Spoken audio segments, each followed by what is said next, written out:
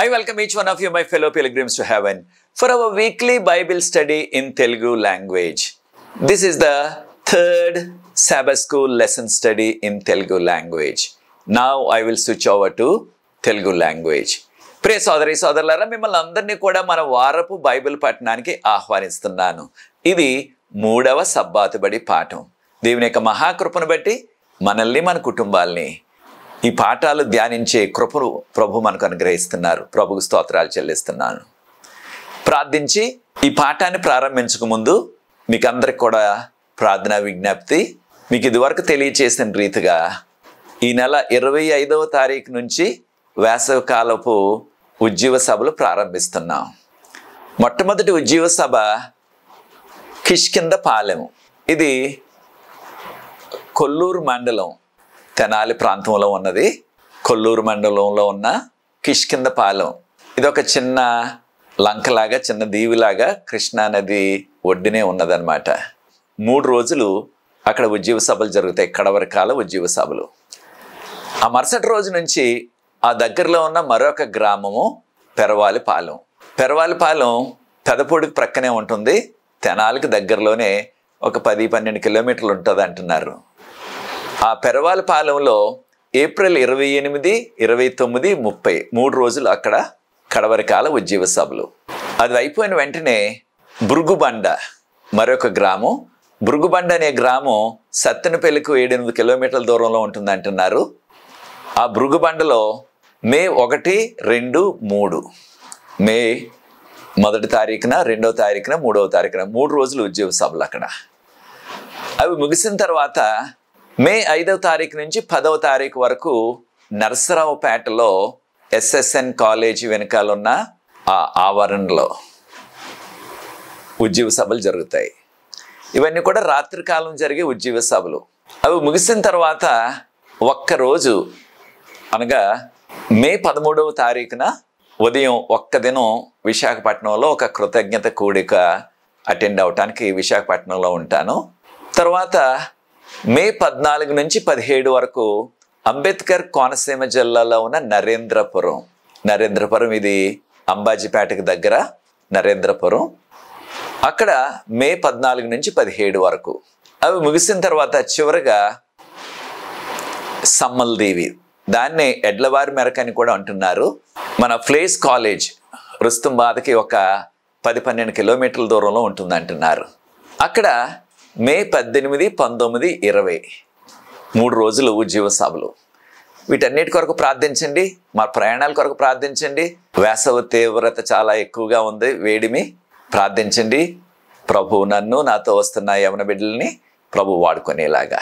ఆ పరిసర ప్రాంతాల్లో, నేను చెప్పిన ఈ పరిసర ప్రాంతాల్లో మీరు ఎక్కడైనా ఉన్నట్లయితే దగ్గరలో తప్పకుండా మీరు ఉద్యోగ సభలకు వచ్చి దీవించబడాలని మీకు అందరికీ కూడా ఆహ్వానం అందిస్తున్నాను. ప్రత్యేకంగా మీ ప్రార్థన సహాయం మనకి కావాలి. ప్రార్థన చేసుకుని ఈ యొక్క 3వ పాఠాన్ని బైబిల్ గ్రంథం నుంచి నేర్చుకుందాం. ప్రార్థన.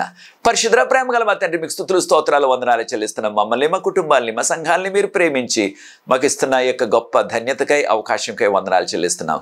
ఈ 3వ పాఠాన్ని మేము బైబిల్ గ్రంథం నుంచి నేర్చుకోవటానికి మీ కృపను మాకు అనుగ్రహించి, పరిశుద్ధాత్మతో మమ్మల్ని నింపి, పరలోకపు జ్ఞానాన్ని మాకు ప్రసాదించి, ఈ యొక్క లోతైన సత్యాలు మేము నేర్చుకొని మీకు యోగ్యమైన కుమారులుగా, కుమార్తెలుగా ఈ కడవరకాల చివరి దినాల్లో జీవించే కృప దయచేయవలసిందని, దీన్ని వీక్షిస్తున్న ప్రతి వ్యక్తిని, వారి కుటుంబాన్ని దీవించమని, ఇతరులతో ఈ వీడియోని ఎవరైతే పంచుతున్నారో వారందరినీ కూడా ఆశీర్వదించమని, నాకు సహకరిస్తున్న యవన బిడ్డలు దీవించమని, మీ కృపాసన్నిధి మాతో ఉంచమని యేసు ప్రభువు వారి పరిశుద్ధమైన నామమును బట్టి ప్రార్థిస్తున్నాను తండ్రి. ఆమేన్. ప్రియ సోదరి సోదరులారా, ఇక్కడ అనేక మంది మనకి సహకరిస్తున్న యవన బిడ్డలు సెలవులకు వెళ్ళిపోతున్నారు. ఇంకా మనకి ఇంకొక 2 రోజులు జీవన్ ఇక్కడ ఉన్నారు. ఈ యొక్క యవనస్తుడు జీవన్ చక్కగా సహకరిస్తున్నారు మనకి. మోజెస్ అలెగ్జాండర్ కూడా ఇంకా కొన్ని దినాలు ఇక్కడ ఉండి నాతో కొన్ని ప్రాంతాలకి వేసవకాలంలో మేము వచ్చే ఆ ప్రాంతాల్లో పరిచర్య కొరకు మాతో వస్తారు. మనకు ప్రతిసారి సహకరిస్తున్న రోహిత్ సెలవులకు వెళ్ళారు. ఆ యొక్క రోహిత్ కూడా వేసవకాలంలో నాతో ఈ యొక్క ఉద్యోగ సభలకు సహాయకరంగా ఉండటానికి వస్తారు. కనుక మీరు ప్రార్థించండి. మనకి ఇవ్వబడిన ఈ యొక్క పాఠ్యాంశం, ఇది ఇంగ్లీష్లో ద ఇమేజ్ ఫ్రమ్ మ్యారేజ్ అన్నారు. The image from marriage.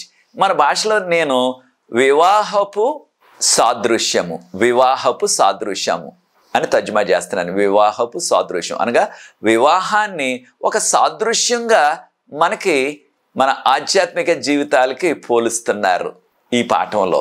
కనుక మనందరికీ కూడా తెలిసిన జీవితాంతకాలం కూడా మనకి ఉండే ఆ యొక్క సంబంధము వివాహ సంబంధము. తక్కిన సంబంధాలు స్నేహం కానీ, చుట్టారకం కానీ, గురు శిష్యుల ఆ యొక్క సంబంధం కానీ, రకరకాల సంబంధాలు ఉంటాయి. లేకపోతే మన యొక్క ఇరుగు పొరుగు వారు, రకరకాల సంబంధాలు ఉంటున్నాయి. అవన్నీ కూడా కొంతకాలమే. ఎక్కువ కాలం ఈ భూమి మీద మనం జీవించినంత కాలం కూడా ఉండేది ఆ వివాహ సంబంధం, భార్య భర్తల మధ్య ఉండే ఆ వివాహ సంబంధం. వివాహానికి ముందు ముఖ్యంగా మనం ఏర్పాటు చేసిన వివాహాలు అనగా అరేంజ్డ్ మ్యారేజ్ అంటున్నాం ఇంగ్లీష్లో. వాటిలో ఆ యొక్క వరుడు వధువు అనగా ఆ యొక్క పెండ్లి కుమారుడు పెండ్లి కుమార్తె ఒకరికొకరు తెలియరు. వారి పెద్దలు ఆ యొక్క సంబంధాలు చూసి ఆ వివాహాన్ని ఏర్పాటు చేస్తారు. కానీ వివాహమైన ఆ దినాన్ని నుంచి వారు మరణించే వరకు కూడా ఒకరిని ఒకరు విడిచిపెట్టకుండా ఎంతో అన్యోన్యంగా వారు కలిసిమెలిసి జీవిస్తారు. ఏదో కొన్ని సంవత్సరాల నుంచి అనగా పుట్టినప్పటి నుంచి కూడా వారు కలిసి పెరిగినట్లుగానే ఏక శరీరులుగా వారు జీవిస్తున్నారు. మనందరికీ తెలిసి విషయాలు. కనుక ఇది వివాహ సంబంధం అన్నది ఎంతో మనకి దగ్గర సంబంధం. ఇంగ్లీష్లో ఇంటిమేట్ రిలేషన్షిప్ అంటున్నారు. అనగా మానవులుగా మనకున్న ఎంతో ఇక ఏ విధమైన అరమెరికలు లేకుండా జీవించే ఆ సంబంధం. దానిని మనం ఆధ్యాత్మిక సత్యాలు నేర్చుకోవటానికి కూడా ఒక సాదృశ్యంగా బైబిల్ గ్రంథంలో అనేక సందర్భాల్లో చెప్పబడ్డాది. కనుక ఈ యొక్క వివాహ వ్యవస్థ ద్వారా అనేకమైన మనం ఆధ్యాత్మిక పాఠాలు నేర్చుకోవచ్చు.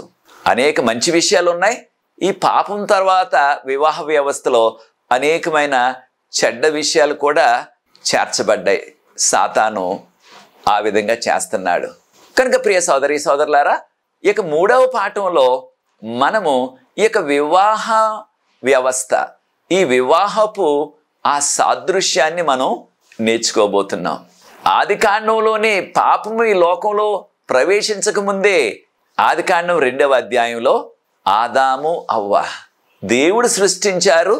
దేవుని యొక్క ఏర్పాటులో ఈ యొక్క వివాహ వ్యవస్థ అన్నది చాలా ప్రాముఖ్యమైనది. కనుకనే దేవుడు దీన్ని స్థాపించారు పాపం ఈ లోకంలో ప్రవేశించకముందే. కనుక ఈనాడు మీరు ప్రపంచంలో ఎక్కడికైనా వెళ్ళండి, ఏ భాష అయినా, ఏ ప్రాంతమైనా, ఏ జాతి వారైనా సరే, వివాహ వ్యవస్థ లేని, వివాహాలు లేని సమాజం మనకి ఎక్కడా కనిపించదు. రకరకాల విధాలుగా వారు వివాహాలు చేసుకుంటున్నారు. కానీ ఆ వివాహ వ్యవస్థలో ఒక స్త్రీ ఒక పురుషుడు వారు చనిపోయే వరకు కూడా కలిసి జీవిస్తారు. ముందు ఒకరికొకరు తెలియకపోయినప్పటికీ వారు వివాహానికి ముందు, తర్వాత ఒకరిని విడిచి ఒకరు ఉండలేనంత ఆ యొక్క అనుభూతి, ఆ యొక్క సంబంధం వారి మధ్య నెలకొంటుంది. కనుక ఆదికాండం 2వ అధ్యాయంలో మానవాళికి ఈ వివాహ వ్యవస్థ ప్రభువే ప్రవేశపెట్టారు. కనుక అది పరిశుద్ధమైనది. మరొక విషయాన్ని కూడా మనం గమనించినట్లయితే బైబిల్ గ్రంథంలో ఆఖరు ఘట్టం అనగా దేవుడు పాపులందరినీ కూడా నశింప చేయకముందు మనం చదువుతున్నది ప్రకటన గ్రంథం 19వ అధ్యాయం 1-9 వచనాల్లో మనకున్నది ఏమిటంటే, అక్కడ మరలా ఆధ్యాత్మిక వివాహం, క్రీస్తుకు సంఘానికి మధ్య ఉండే వివాహం గురించి చెప్పబడ్డాది. మనకి ఇవ్వబడిన మూలవాక్యం, దీన్నే కంటత వాక్యం అంటున్నాం కదా. ఆ కంటత వాక్యాన్ని ఇది నాన్న మనకి చదవటానికి మనకు ఒక ప్రత్యేకమైన అతిథులు ఉన్నారు. వారు మనకి ఈ యొక్క కంటత వాక్యాన్ని చదివి వినిపిస్తారు. ఈ వారపు కంటత వాక్యం, ఈ యొక్క 3వ పాఠానికి కంటత వాక్యం మనకి ప్రకటన గ్రంథం 19వ అధ్యాయం 9వ వచనం. ప్రకటన గ్రంథం 19వ అధ్యాయం 9వ వచనం. ప్రకటన గ్రంథము 19వ అధ్యాయము 9వ వచనము. మరియు అతడు నాతో ఇలాగు చెప్పెను, గొర్రెపిల్ల పెండ్లి విందుకు పిలువబడిన వారు ధన్యులని వ్రాయుము. మరియు ఈ మాటలు దేవుని యథార్థమైన మాటలని నాతో చెప్పెను. దీనిని చదివిన వారు సహోదరి మేరీ జాన్ గారు. వీరు మా సహోదరి, మా అల్లుడు గారు జేసుదాస్ గారి యొక్క మమ్మీ గారు. వీరు మమ్మల్ని దర్శించడానికి వచ్చారు. ప్రతి వారం కూడా మన పాఠాన్ని ఆన్లైన్లో ఆ వీడియోలో వారు వీక్షిస్తున్నారు కనుక వారు మాతో ఉన్నారు కనుక వారిని ఈ యొక్క కంఠత వాక్యం చదవలసిందిగా కోరాను. వారు చక్కగా చదివి వినిపించారు.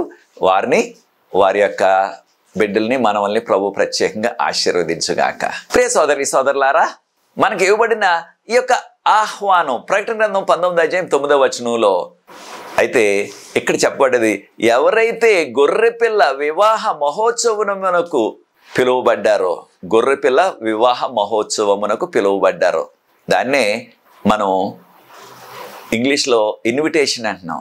అంటే ఆహ్వానించబడ్డారు, వారు ధన్యులని చెప్పబడ్డాది.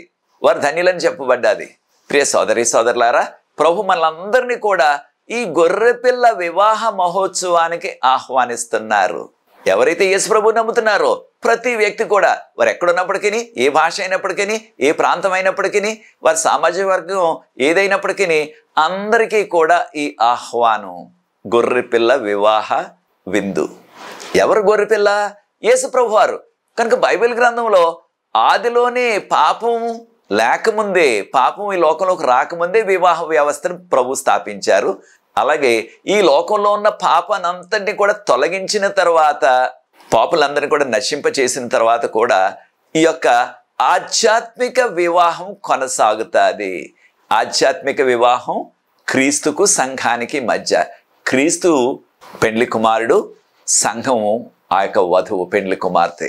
కనుక ఈ ఆధ్యాత్మిక సత్యాలు మనం నేర్చుకోవాలి. కనుక ఈ వివాహ వ్యవస్థ ఆదిలోనే ఒక పునాదిగా మనకి చెప్పబడ్డది. దీనిని ఈ ప్రవచన గ్రంథం అయిన ప్రకటన గ్రంథంలో చివరిలో కూడా మనం దాని గురించి 19వ అధ్యాయంలో మొదటి 9 వచనాల్లో ఆ ఆధ్యాత్మిక వివాహం గురించి మనం చదువుతున్నాం. మనందరికీ తెలిసిన రీతిగా ప్రభువారు ఈ లోకంలో ఉన్న సమస్తాన్ని సృష్టించిన తర్వాత ఆదామును సృష్టించారు 6వ దినాన్న. అప్పుడు దేవుడు చెప్పిన మాటలు చూడండి, దేవుడు తన మనసులో అనుకుంటున్న మాటలు చూడండి. ఆదికాండం 2వ అధ్యాయం 18వ వచనం ఏం చెప్పబడ్డది? కాగా నరుడు ఒంటరిగా ఉండుట మంచిది కాదని దేవుడు ఆలోచించారు. నరుడు ఒంటరిగా ఉండకూడదు. నరుడు అంటే పురుషుడు ఒంటరిగా ఉండకూడదు. మరి స్త్రీలు ఒంటరిగా ఉండొచ్చు అంటే వారు కూడా ఒంటరిగా ఉండకూడదు. ఒక వయసు వచ్చిన తర్వాత వారు ఒక ఇంటి వారు అవ్వాలా. అది దేవుని యొక్క ఏర్పాటు, దేవుని యొక్క సంకల్పం. కనుక దేవుడు ఆదిలోనే, ఆదికాండం 2వ అధ్యాయం 21వ వచనం నుంచి మీరు గమనించండి. దానిలో దేవుడు ఆదాముకు గాఢనిద్ర కలుగజేసి ఆయన పక్కటెముకలలో ఒక పక్కటెముకను తీసి ఆ ఖాళీని పూడ్చివేసి ఆ పక్కటెముకతో ఒక స్త్రీని ఆయన చేశారు. అప్పుడు చేసిన తర్వాత మరలా ఆదామును మేల్కొల్పారు. అప్పటికే ఆదాము చేసింది ఏమిటంటే, ఈ యొక్క స్త్రీని దేవుడు సృష్టించక ముందు ఆదాముతో ప్రభు అన్నారు. ఆదికాండం 2వ అధ్యాయం 19వ వచనం నుంచి, దేవుడు చేసిన ప్రతి జంతువుకు, ప్రతి పక్షికి, ప్రతి జీవరాశికి ఆయన పేర్లు పెట్టమన్నారు. ఆదాము గమనించింది ఏమిటంటే, ప్రతి జంతువుల్లోనూ కూడా మగ ఆడ 2 ఉన్నాయి. ప్రతి పక్షుల్లో కూడా మగ పక్షి, ఆడపక్షి. కనుక అన్నిటికీ కూడా జత ఉన్నది. అయితే తను మాత్రం ఒంటరిగానే ఉన్నాడు. ఆ యొక్క ఆలోచన దేవుని అడగలేదు, కానీ దేవునికి మన ఆలోచనలన్నీ కూడా తెలుసు, మన మనసులో ఉన్న ఆలోచనలు తెలుసు. కనుక ప్రభు ఆ యొక్క ఆలోచనను, ఆ కొరతను గుర్తించి అప్పుడు స్త్రీని సృష్టించారు. అప్పుడు ఆదాముకు మరల మెలకు రప్పించారు.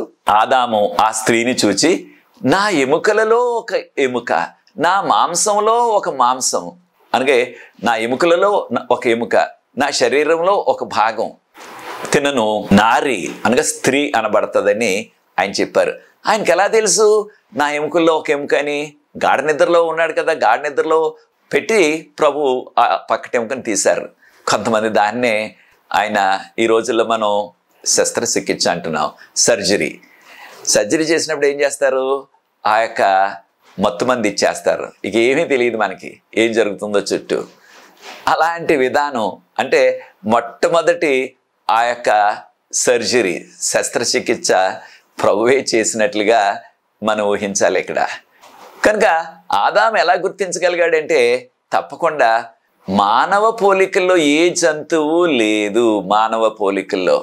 కనుక ఈ వ్యక్తి మానవ పోలికల్లో తప్పకుండా శారీరక అవయవాల్లో తేడాలు ఉన్నప్పటికీ పురుషులకు స్త్రీలకు ఖచ్చితంగా మానవ రూపం. కనుక ఖచ్చితంగా ఆయన నా ఎముకలలో ఎముక అని చెప్పేయగలిగాడు. ప్రియ సోదరి సోదరులారా, మనము ఈ ఆధ్యాత్మిక సత్యాన్ని నేర్చుకోవాలా. అదేమిటంటే వివాహ వ్యవస్థలో ఆ స్త్రీ పురుషులు కూడా ఏక శరీరం అయిపోతారని దేవుని వాక్యంలో మనం చదువుతున్నాం. ఆదికాండం 2వ అధ్యాయం 23-24 వచనాల్లో. కాగా పురుషుడు తన తల్లిని తండ్రిని విడిచి తన భార్యను హత్తుకొనును, వారు ఏక శరీరం అగుదురు అని చెప్పబడ్డది. దీన్ని మనము వారు అనగా భార్య భర్తలిద్దరు కూడా వారి యొక్క జీవితం ఒక వివాహ వ్యవస్థ ద్వారా వారు జతపరచబడి ఆ విధంగా వారి జీవితకాలం అంతా కూడా జీవిస్తారు. ఇది దేవుని యొక్క ఏర్పాటు. దీని యొక్క ఆధ్యాత్మిక పాఠాన్ని కూడా మనం నేర్చుకోవాలా. యేసు ప్రభు భర్త, భార్య ఎవరు? సంఘం. ఈ విషయాన్ని ఎఫెసీయులకు రాసిన పత్రిక 5వ అధ్యాయం 22-29 వరకు వాక్య భాగంలో క్రీస్తు శిరస్సై ఉన్నాడు, క్రీస్తు భర్త, ఆయన యొక్క భార్య సంఘం. అయితే ఈ యొక్క సంఘం ఈ పాపలోకంలో అనేకమైన పాపపు విషయాలు మనుషుల్లో, ఆ మనుషుల యొక్క కలయికైన సంఘంలో కూడా మనం చూస్తున్నాం. అనేకమైన విభేదాలు, అనేకమైన తేడాలు. ఇన్ని తేడాలు ఉన్నప్పటికీ, ఇన్ని విభేదాలు ఉన్నప్పటికీ సంఘాన్ని ఆయన ప్రేమిస్తున్నారు, సంఘాన్ని విడిచిపెట్టేయలేదు. అదే రీతిగా ప్రియ సోదరి సోదరులారా, ఆ యొక్క భార్య భర్తల మధ్య అనేకమైన సవాళ్ళు ఉన్నప్పటికీ వివాహం అయిన తర్వాత ఒకరినొకరు క్షమించుకుంటూ, మానవులుగా అనేక సందర్భాల్లో సవాళ్ళు వస్తాయి వారి యొక్క కుటుంబ జీవితంలో, వారి దాంపత్య జీవితంలో. అప్పుడు వాటిని వారు ఒకరినొకరు క్షమించుకుంటూ మనం ముందుకు కొనసాగిపోవాలి. కారణం, మనలో ఎన్ని పాపాలు ఉన్నప్పటికీ మనం పశ్చాత్తాపడినప్పుడు యేసుప్రభు మనల్ని క్షమిస్తున్నారు, అంగీకరిస్తున్నారు. అదే రీతిగా మనం కూడా ఈ వివాహ వ్యవస్థలో ఒకరినొకరు క్షమించుకుంటూ మనము ముందుకు కొనసాగాల. మరొక విషయం ఏమిటంటే, మానవులుగా అనేకమైన లోపాలు ఉంటాయి. వారి యొక్క ఆలోచన విధానంలో, వారి యొక్క మాటల విషయంలో అనేకమైన లోపాలు ఉంటాయి. ఆ లోపాలని కూడా మనము సరిదిద్దుకుంటూ, మనం ఆ లోపాలని ఒక ప్రక్కన పెట్టేసి, అనగా ఆ లోపాలని మనం పెద్దగా భూతద్దంలో చూసి ఒకరికొకరు విడిపోవటం కాదు, ఆ లోపాలని ఏ రీతిగా మనం అధిగమించగలం దేవుని యొక్క కృపతో, ఆయన ప్రేమతో అని ప్రార్థనాపూర్వకంగా ఒకరిలో ఉన్న లోపాలు మరొకరు వాటిని సరిదిద్దుకుని ముందుకు కొనసాగిపోయినట్లయితే, యేసుప్రభువు ఏం చేస్తున్నారు? ఆయన దగ్గరికి మనం వచ్చినప్పుడు, ఆయన అంగీకరించినప్పుడు అనేకమైన లోపాలు ఉంటున్నాయి మనలో, మన జీవితంలో, మన అలవాట్లలో అనేకమైన లోపాలు ఉంటున్నాయి. ఆ లోపాలన్నిటినీ కూడా మనం అధిగమించాలా. ఆ లోపాలని మనం ఓ ప్రక్కన పెట్టేసి ప్రభువులో బలపడాలా. అది ఎంతో మనకి మేలుకరం ఆ కుటుంబ జీవితంలో, ఆ సంఘ జీవితంలో కూడా. అదే రీతిగా యేసు ప్రభు మన కొరకు శిలువ మీద బలియాగం అయిపోయారు. అలాగే ప్రియ సోదరి సోదరులారా, ఈ యొక్క వివాహ వ్యవస్థలో భర్త భార్య కూడా ఒకరి కొరకు మరొకరు వారు ఆ విధమైన సమర్పించుకుని త్యాగాలు చేయగలిగినట్లయితే ప్రతి కుటుంబం కూడా ఒక చిన్న పరలోకంలాగే ఉంటుంది. ఈ యొక్క భూమి మీద, ఈ భూమి మీద ఒక చిన్న పరలోకంలాగా ఉంటుంది. అంత ఆనందంగా, అంత సంతోషంగా గడపవచ్చు. ఎప్పుడు మనం ఒకరినొకరు క్షమించుకుంటూ, ఒకరి లోపాలు ఒకరు ఎత్తి చూపించుకోకుండా వాటిని మనం సరిదిద్దుకుని, అదే రీతిగా మనము ఒకరి పట్ల మరొకరు ఎంతో త్యాగబుద్ధితో, సమర్పణతో జీవించినట్లయితే ఆ భార్య భర్తలు ఇద్దరు కూడా కుటుంబము ఎంతో ధన్యకరంగా ఉంటుంది. దాంతోపాటు ఆ సంఘం కూడా ఎంతో సంతోషకరంగా, ఆనందకరంగా ఎంతో వర్ధిల్తుంది ఆ సంఘం కూడా. కనుక మనకు కావాల్సింది ఏంటంటే, యేసు ప్రభు నేర్పించింది ఇది. మనకు కావాల్సింది ప్రేమ, ఓపిక, విశ్వాసం. వివాహంలో కూడా ఇవి చాలా ప్రాముఖ్యం. ఒకరి మధ్య ఒకరు ప్రేమ ఉండాలి, తర్వాత ఓపిక ఉండాలి ప్రతి విషయంలో కూడా, తర్వాత విశ్వాసం కావాలి. కనుక ప్రియ సోదరి సోదరులారా, ఇవన్నీ కూడా మనకి అవసరమైన శారీరక ఆధ్యాత్మిక విషయాలు, ఆధ్యాత్మిక విషయాలు. వీటిని మనం మర్చిపోకూడదు. మరొక విషయాన్ని కూడా మనం గుర్తించాలా. వధువు ఎంతో సుందరవతి, ఎంత సుందరంగా ఉన్న వధువు అనగా పెండ్లి కుమార్తె ఎంతో చక్కగా ఉన్నది, చూడటానికి చూడముచ్చటగా ఉందంటాం మనం. ఈ ఆధ్యాత్మిక సత్యాన్ని కూడా నేర్చుకోవాలి మనం. ఏమిటి ఆధ్యాత్మిక సత్యం? మీకున్న సమయంలో ప్రార్థనాపూర్వకంగా యెహెజ్కేలు గ్రంథం 16వ అధ్యాయాన్ని ప్రార్థనాపూర్వకంగా 3 సార్లు చదవండి. యెహెజ్కేలు గ్రంథం 16వ అధ్యాయంలో ఎంతో లోతైన ఆధ్యాత్మిక విషయాలు ఈ లోకపు సాదృశ్యాలతో చెప్పబడ్డాది. అదేమిటి అనగా, ఇశ్రాయేలు దేశం అంతటిని కూడా దేవుడు ఒక చిన్న కుమార్తెగా, చిన్న అమ్మాయిగా పోల్చారు. ఆ అమ్మాయి చిన్నగా ఉన్నప్పుడు ఆ అమ్మాయిని ఆ పొదల్లో, ఆ పెంట కుప్పలో పడవేసి వెళ్ళిపోయారు ఎవరో. ఇది సాదృశ్యంగా చెప్పబడ్డది సుమా. అమ్మాయిని ఆ ముళ్ళల్లో, ఆ పెంట కుప్పలో పడేసి వెళ్ళిపోతే ఆయన చూచి ఎంతో జాలిపడి ఆ చిన్న అమ్మాయిని తీసుకువెళ్ళి చక్కగా స్నానం చేయించి చక్కగా పెంచి పెద్ద చేశారు. చక్కని ఖరీదైన వస్త్రాలు కొన్నారు. ఏ లోటు లేకుండా, ఏది అవసరమైతే అది, ఏది కావాలంటే అది ఆయన ఇచ్చారు. ఆ యొక్క ఎవరు పట్టించుకోకుండా పడవేసిన ఆ చిన్న అమ్మాయి ఈనాడు ఎంతో సుందరమైన యవన స్త్రీగా ఎదిగింది. ఆ యొక్క ఇంతవరకు పెంచి పెద్ద చేసిన ఆ వ్యక్తి ఆ అమ్మాయిని వివాహం చేసుకున్నారు. ఇది సాదృశ్యంగా మన కొరకు చెప్పిన ఉపమానం లాగా అనమాట. సాదృశ్యంగా మన కొరకు చెప్పిన ఉపమానం. అయితే ఇశ్రాయేల్ దేశాన్ని ఒక స్త్రీగా పోల్చారు. ఆ యొక్క స్త్రీ పెరిగిన తర్వాత వివాహం చేసుకున్నారు. ఎవరు వివాహం చేసుకున్నారు? ప్రభు అనేక సందర్భాల్లో చెప్పారు, నేను మిమ్మల్ని వివాహం చేసుకున్నారు, ఇశ్రాయేలు దేశం నా భార్య, నేను భర్తని అని అనేక సందర్భాల్లో సాదృశ్యంగా చెప్పారు. అయితే దీని ద్వారా మనం నేర్చుకుంటున్నది ఏమిటి అంటే, ఖచ్చితంగా మనము ఈ ఆధ్యాత్మిక సత్యాన్ని నేర్చుకోవాలా. సాదృశ్యంగా ఒకసారి మనం గమనించినట్లయితే, ఇశ్రాయేలీలు ఆ ఈజిప్ట్లో రోజు కూడా ఫరో రాజుగారికి ఇటుకలు పని చేసేవారు. అటువంటి వారిని దేవుడు విడుదల చేసి ఎర్ర సముద్రాన్ని 2 పాయలుగా చేసి 6 నెలలను వారు నడిపించి అనేక అద్భుతాలు చేసి ప్రతిదినం మన్నా ఇచ్చి వారిని దేవుడు వాగ్దానం చేసిన ఆ పాలు తేనెలు ప్రవహించే ఆ దేశంలో, దాన్ని కానాను దేశం అంటున్నాం, అక్కడ తీసుకొచ్చారు. వారు ఎంతో కృతజ్ఞతగా ఉండవలసింది. అయితే ఎంతో సుందరమైన ప్రాంతం అది. ఉదాహరణకు చూడండి, సొలొమోన్ రాజు గారు పరిపాలించిన ఆ సమయంలో షేబా దేశపు రాణి యొక్క యెరూషలేమును గురించి, సొలొమోన్ రాజు గారి జ్ఞానాన్ని గురించి, అక్కడ ఉన్న అనేకమైన అద్భుతమైన విషయాల గురించి విని చూడాలని ఎంతో దూరం నుంచి ప్రయాణం చేసి వచ్చింది. ప్రియ సోదరి సోదరులారా, గ్యారంటీగా ఈ యొక్క ఇశ్రాయేలీల దేశం అందరికీ కూడా ఎంతో ఆకర్షణీయంగా ఉంది ఆ దినాల్లో. దీన్నే సాదృశ్యంగా అందమైన వధువు అని చెప్పబడ్డది. అందరు కూడా ఎంతో ముగ్ధులైపోయేవారు. ఇశ్రాయేల్ దేశంలో ఉన్న ఆ పాడి పంటలు కానీ, ఆ యొక్క సుందరమైన ప్రాంతాలు కానీ ఎంతో ఆశ్చర్యపడిపోయేవారు. ఇదంతా కూడా దేవుడు వారి పట్ల చూపిన కృప.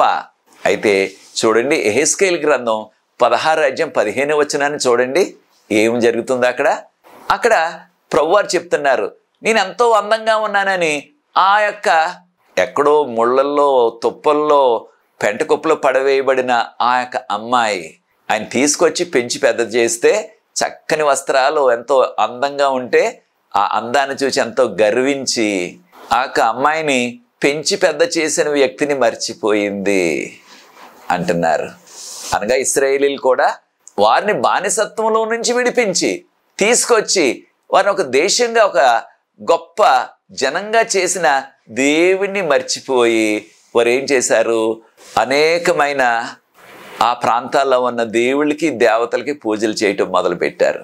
దీన్ని ఆధ్యాత్మిక వ్యభిచారం అంటున్నాం.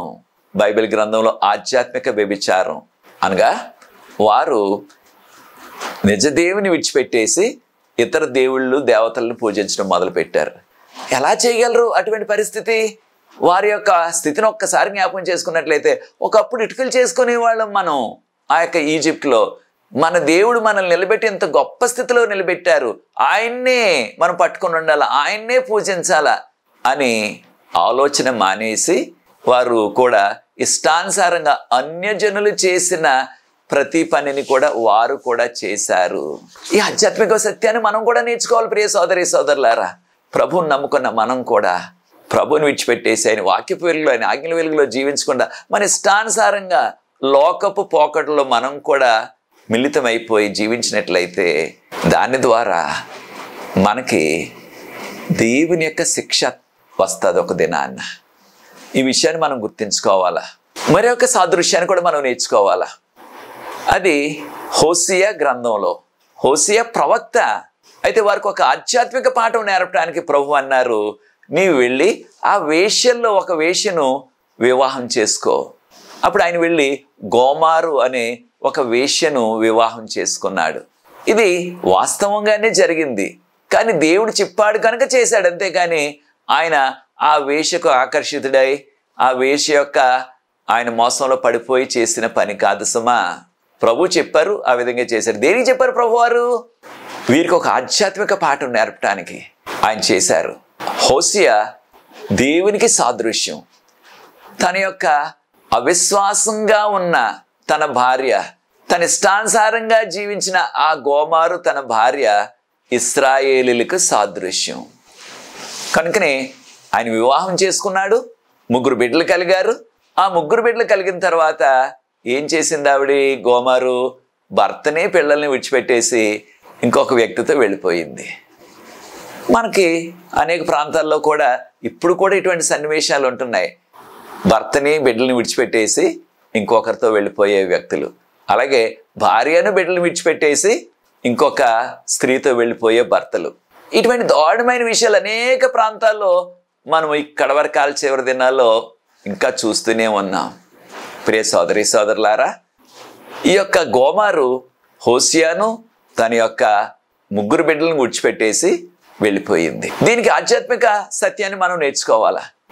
నిజదేవుని విడిచిపెట్టేసి, రక్షకుని విడిచిపెట్టేసి, వారిని ఆ ఈజిప్టు దాసత్వం నుంచి విడిపించి తీసుకొచ్చిన దేవుని విడిచిపెట్టేసి వారి ఇష్టానుసారంగా జీవించారు. వారి ఇష్టానుసారంగా ఆ చుట్టుపక్కల ఉన్న బయలుదేవతని, దాగోను దేవతని, రకరకాల దేవుళ్ళని దేవతలను కూడా వారు కూడా పూజించారు.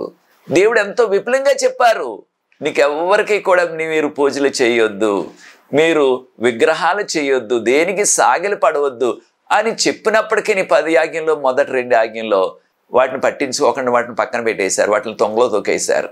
ప్రియ సోదరి సోదరులారా, దేవుడు మనకు కూడా ఈ కడవరకాల చివరి దినాల్లో అనేకమైన విషయాలు బైబిల్ గ్రంథం నుంచి చెప్తున్నప్పటికీ, మనకి ఆ విషయాలు తెలిసినప్పటికీ వాటిని ప్రక్కన పెట్టేసి వాటిని తొంగలో తొక్కేసి వాటిని పట్టించుకోకుండా మన ఇష్టానుసారంగా జీవిస్తున్నామా? మనం తినే విషయంలో, త్రాగే విషయంలో, ధరించే విషయంలో దేవుని పట్టించుకోకుండా మనం లోకస్తుల్లాగే జీవిస్తున్నామా? ఒక్కసారి మనల్ని మనం ప్రశ్నించుకుందాం. మనం దేవుని బిడ్డలుగా, దేవుని కుమారులుగా, కుమార్తెలుగా ఇతరులకు మనం మాదిరికరంగా జీవించాలి. ఇతరులకు మనం ఆదర్శవంతమైన జీవితాన్ని జీవించాలి. అయితే ప్రియ సోదరి సోదరులారా, చూడండి హోసియా చేసిన పని. దేవుడు అన్నారు, హోసియా నీ వెళ్ళి మరలా నిన్ను విడిచిపెట్టేసి వెళ్ళిపోయి ఎవరితోనో ఉంటున్నా ఆ యొక్క స్త్రీ గోమారును వారు వేలం వేస్తున్నారు, అమ్మేస్తున్నారు. సంతలో, బజారులో తీసుకురామన్నారు. మరి వేలం వేసేస్తుంటే, అమ్ముతుంటే ఆ రోజుల్లో బానిసలుగా మనుషుల్ని అమ్మేసేవారు. ఈ రోజుల్లో మనం ఏ రీతిగా సరుకులు, కూరగాయలు, తర్వాత పక్షులు, తర్వాత మేకలు, గొర్రెలు కొనుక్కుంటున్నామో అలాగే మనుషులను కూడా కొనేవారు. అలాంటి ప్రాంతానికి వెళ్ళాడు ఆయన. ఆ యొక్క గోమర్ తన భార్య ఇది వరకు ఇప్పుడు ఎవరితోనో ఉంటుంది, ఆవిడ వేలం వేయించేశాడు ఆ యొక్క ఉంచుకున్న వ్యక్తి. అప్పుడు దేవుడు చెప్పారు కదా మళ్ళీ వెళ్ళి తీసుకురామని. ఈయన డబ్బులు ఇచ్చి ఆ వేలం పాటలో పాడుకొని మళ్ళీ కొంత ధాన్యం ఇచ్చి ఆవిడ విడిపించడానికి డబ్బు ఇచ్చాడు, ధాన్యం ఇచ్చాడు, ఆవిడ విడిపించాడు. దీన్నే మనం ఇంగ్లీష్లో రిడీమ్ అంటున్నాం, అంటే విమోచించాడు అనమాట. విమోచన అంటున్నాం దాన్ని. విమోచించి ఇంటికి తీసుకొచ్చినప్పుడు ఏ విధమైన కోపము, ఏ విధమైన ప్రతీకారం చూపించలేదు. నా పరువంతా పోయింది, నన్ను విడిచిపెట్టి వెళ్ళిపోయావు, ఎవరితోనూ ఉన్నంతకాలం అనేసి ఆవిడ నిందించలేదు, కొట్టలేదు, తిట్టలేదు. ఆమె ఏ విధమైన లోపం చేయనట్లుగానే, ఏ విధమైన దగా చేయనట్లుగానే, ఏ విధమైన వ్యభిచారం చేయనట్లుగానే ఎంతో నమ్మకంగా మరలా తనని ఏలుకున్నాడు.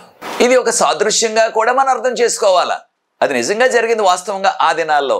క్రీస్తు పూర్వం 8వ శతాబ్దంలో జరిగిన ఉదంతం ఇది. అయితే దీని ద్వారా మనం నేర్చుకుంటున్న ఆధ్యాత్మిక పాఠం ఏమిటి? యేసు ప్రభువారు ఎంత ప్రేమ జాలి గల వ్యక్తో చూడండి. ఆ హోసియా కంటే ఎంతో ప్రేమ జాలితో మనం అనేక మార్లు ఆయన విడిచిపెట్టేసి మనం మన ఇష్టానుసారంగా తిరుగుచున్నప్పటికీ ఆయన మరలా మనల్ని వచ్చి విమోచించి ఆయన యొక్క శిలువ రక్తం ద్వారా మనల్ని కొని మనల్ని మరలా క్షమించి మనకేమి శిక్ష వేయకుండా మనల్ని ఆదరిస్తున్నారు. కనుక హోసియా యేసు ప్రభుకు సాదృశ్యం. ఆ యొక్క చెడు తిరిగిన తన భార్య గోమారు దేవుని, నిజ దేవుని విడిచిపెట్టేసి వారు అన్య దేవతల చుట్టూ తిరుగుతున్న ఆ ఇశ్రాయేలు ప్రజలకు సాదృశ్యం. కనుకనే ఈ యొక్క వివాహ సంబంధం ద్వారా, హోసియా గ్రంథం ద్వారా మనం నేర్చుకుంటున్న ఆధ్యాత్మిక సత్యం ఏమిటంటే దేవుడు ఎంతో ప్రేమ గలవాడు. ఆ ప్రేమ ద్వారా మనం చేసిన తప్పుల్ని కూడా ఆయన క్షమించడానికి సిద్ధంగా ఉన్నారు. కనుక ప్రియ సోదరి సోదరులారా, భార్య భర్తల మధ్యన ఎటువంటి విభేదాలు ఉన్నప్పటికీ ఒకరినొకరు క్షమించుకుంటూ జీవించినట్లయితే వారి జీవితాలు ధన్యం అవుతాయి. వారి యొక్క బిడ్డల జీవితం కూడా శాంతివంతంగా ఉంటాయి. వారు ఈ విభేదాలను బట్టి విడిపోయి విడాకులు తీసుకున్నట్లయితే వారి యొక్క కుటుంబం విడిపోతుంది. ఆ బిడ్డలు చిన్నాభిన్నమైపోతారు. వారి యొక్క బంగారు భవిష్యత్తు అంతా కూడా నాశనం అయిపోతుంది.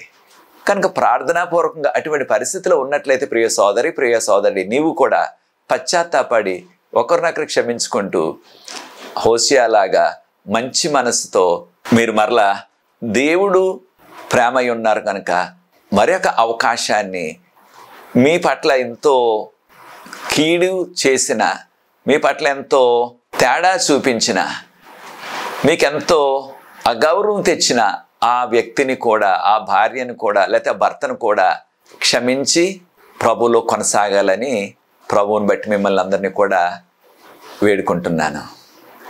మరొక సందర్భాన్ని మనం బైబిల్ గ్రంథంలో గుర్తు చేసుకుందాం. ఇది కూడా మరొక వివాహం, ఇస్సాకును గురించి, రెబెక్కాను గురించి. ఆదికాండం 24వ అధ్యాయాన్ని మీరు ప్రార్థనాపూర్వకంగా 3 సార్లు చదవండి. అబ్రహాము గారు తన యొక్క సేవకుడైన ఎలియాజరును పిలిచి, ఎలియాజరు సిరియా దేశస్థుడు, దమస్కు నగరంలో ఆయన్ని ఆ యొక్క బానిసల యొక్క మార్కెట్లో, బానిసల యొక్క బజార్లో కొన్నారు అబ్రహాం గారు. ఈ విషయాలు మనం ఆదికాండం 15వ అధ్యాయంలో చదువుతున్నాం. అన్యుడైనప్పటికీ తర్వాత కాలంలో ఎంతో విశ్వాసి, ప్రార్థనాపరుడైపోయాడు ఎలియాజరు. ఆ ఎలియాజరును పంపించారు అబ్రహాము గారు. ఆయన ఒక ఒడంబడిక చేసుకుని, నీవు నా ప్రజల దగ్గరికి వెళ్ళు, నా ప్రాంతానికి వెళ్ళు, నా ప్రజలలో నుంచి ఒక స్త్రీని నా కుమారుడైన ఇస్సాకుకు భార్యగా తీసుకునిరా అని చెప్పారు. అబ్రహాం చాలా ధనవంతుడు, చాలా పలుకుబడి ఉంది ఆయనకి. ఆయన దగ్గర అనేక మంది దాసదాసీలు ఉన్నారు. అనేక మంది బైబిల్ పండితులు చెప్పేది ఏంటంటే కనీసం ఆయనకి లేదంటే 1000కి పైగానే దాసదాసీలు ఉండేవారు.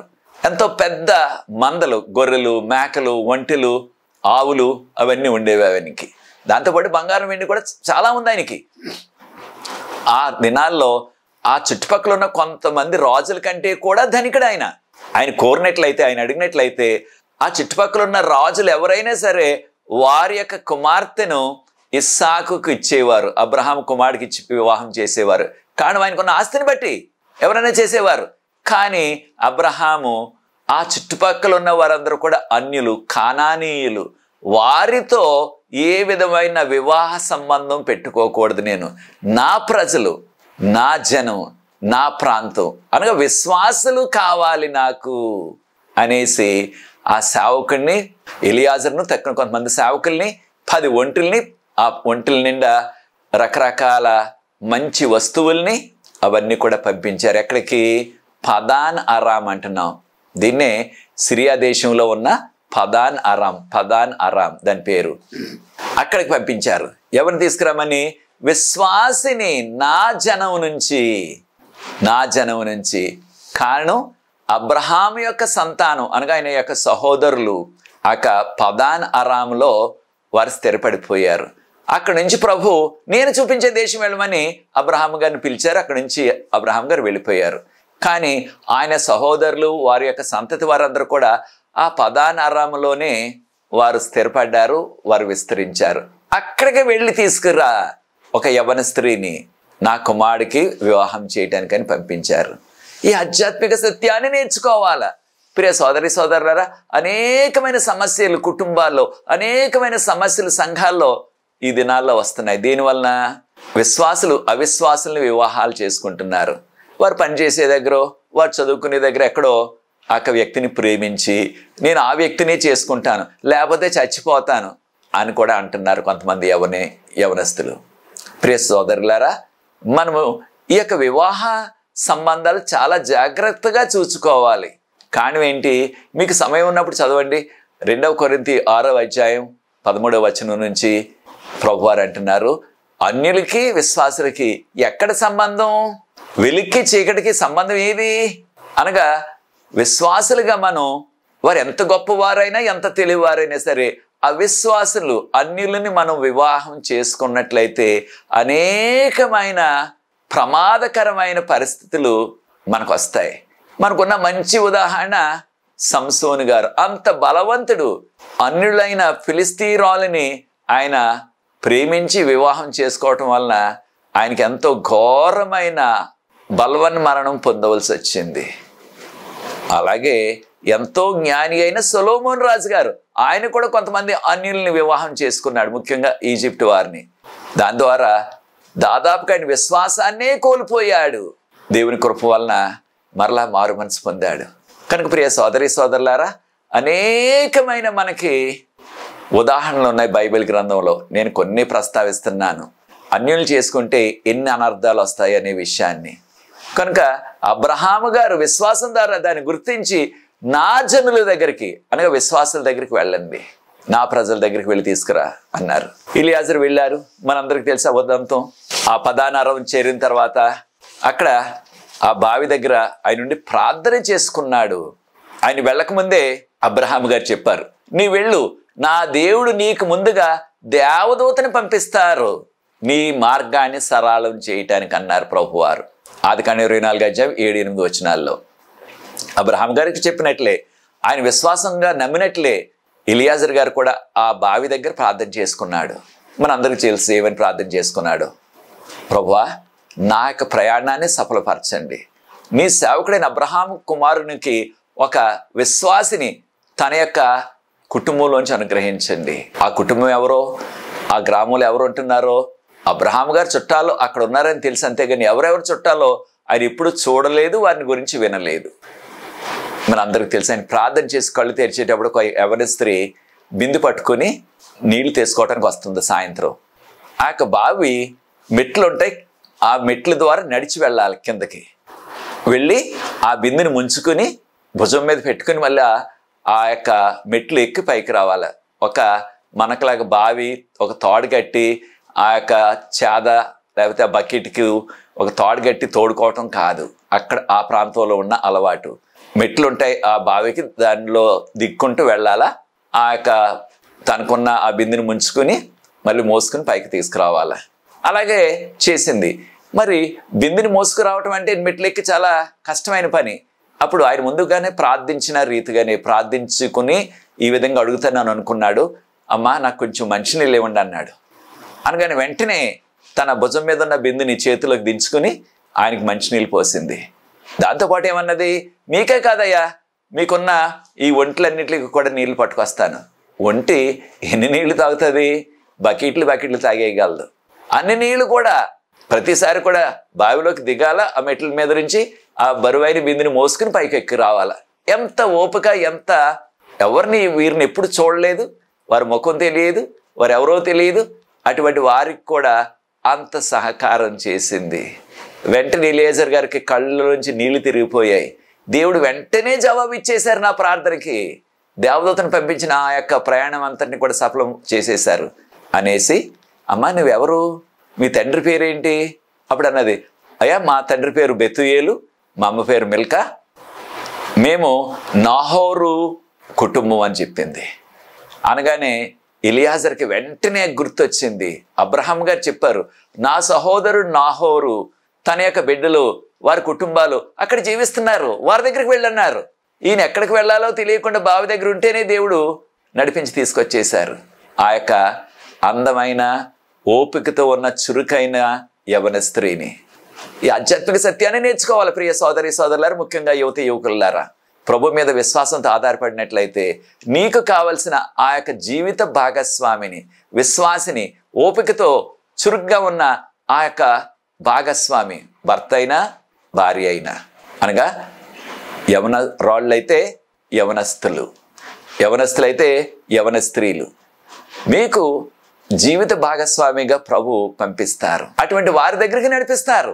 ప్రార్థన పూర్వకంగా మీరు సమర్పించుకొని ప్రభు మీద ఆధారపడినట్లయితే మీ యొక్క వివాహం విషయంలో ప్రభు నడిపిస్తారు.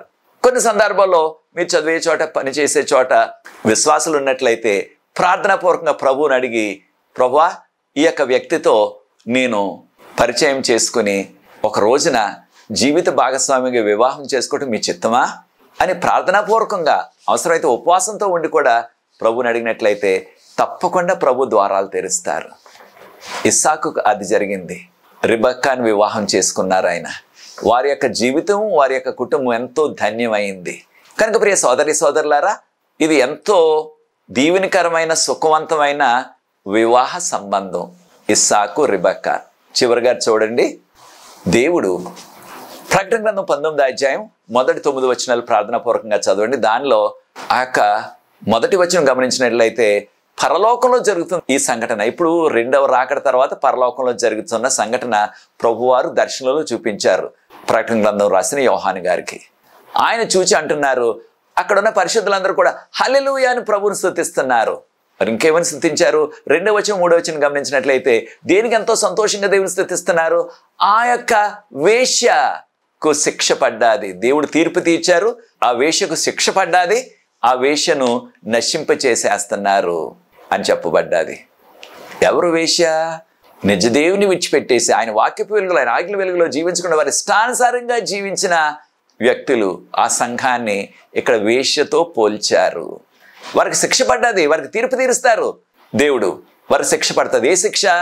నరకాగ్ని శిక్ష. దీన్నే నరకం అంటున్నాం మనం. కనుక వారికి ఆ శిక్ష పడ్డది. అయితే చూడండి, దేవుని నమ్ముకున్న వారికి ఎన్ని కష్టాలు వచ్చినా, ఎన్ని ఆపదలు వచ్చినప్పటికీ విశ్వాసంలో వాక్యపు వెలుగులో, ఆజ్ఞల వెలుగులో జీవించిన వారికి ఏం జరగబోతుంది?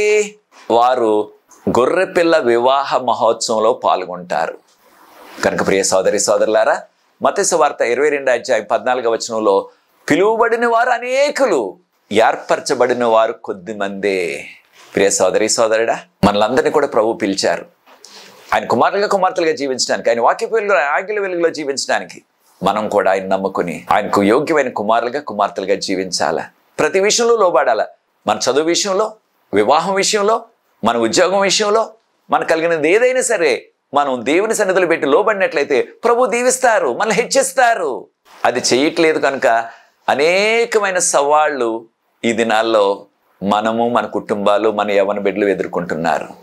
కనుక ప్రభు మీద ఆధారపడదాం, ప్రభు దీవిస్తారు.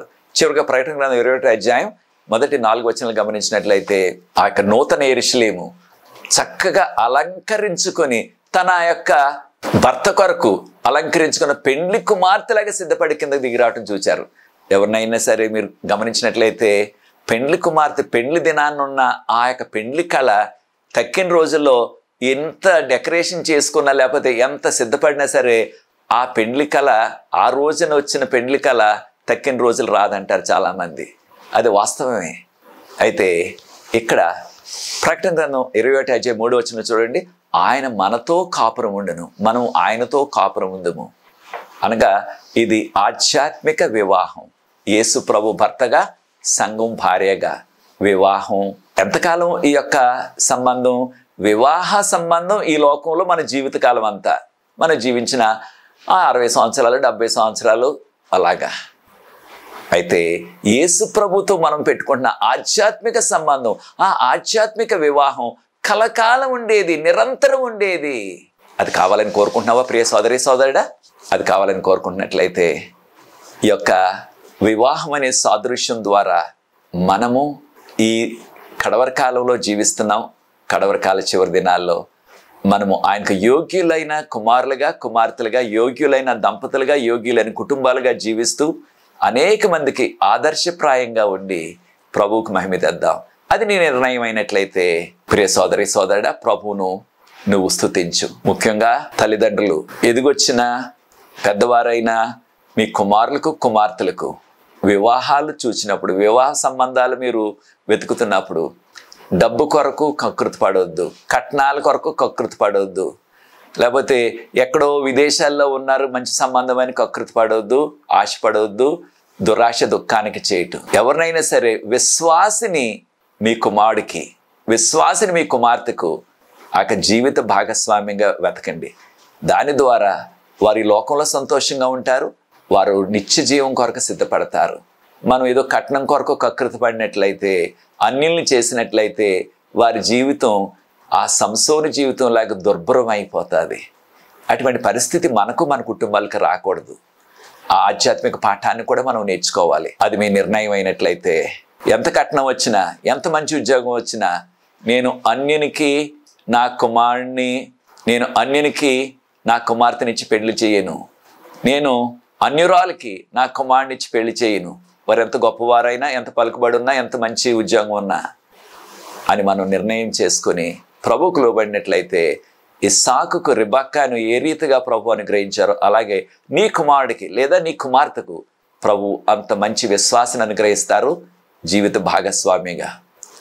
ప్రార్థించి ఇక 3వ పాఠాన్ని ముగిస్తాను. నా కొరకు రాబోయే ఈ వేసవకాలంలో సువార్త నిమిత్తం కడవరకాల ఉద్యోగ సభల కొరకు ప్రార్థించండి. ప్రార్థన. పరిశుద్ధ ప్రేమగల మా తండ్రి, మమ్మల్ని మా కుటుంబాన్ని దీవించండి, మీ కృపతో నింపండి. ఈ వాక్యాన్ని వీక్షిస్తున్న ప్రతి వ్యక్తిని ఆశీర్వదించండి. దీని ద్వారా అనేక మంది ఆధ్యాత్మిక మేలు పొందే కృప దయచేయమని, ఈ యొక్క వీడియో నిత్రులు పంచుతున్న వారిని అందరినీ ఆశీర్వదించమని, నీ కృపాసన్నిధి మాతో ఉంచవలసిందని, నాకు సహకరించిన ఎవరిని బిడ్డలను ఆశీర్వదించమని, నీ చిత్తమైతే మరి ఒక పాఠంలో మరలా మేము కలుసుకుని మేము స్తుతించే కృప దయచేయమని యేసు ప్రభువు వారి పరిశుద్ధమైన నామమును బట్టి ప్రార్థిస్తున్నాను తండ్రి, ఆమేన్. ప్రియ సోదరి సోదరులారా, ప్రభువు మిమ్మల్ని ప్రత్యేకంగా దీవించుగాక. మీకు అందరికి కూడా వందనాలు. దేవుని చిత్తమైతే వచ్చే పాఠంలో మరలా కలుసుకుందాం, 4వ పాఠంలో. God bless you.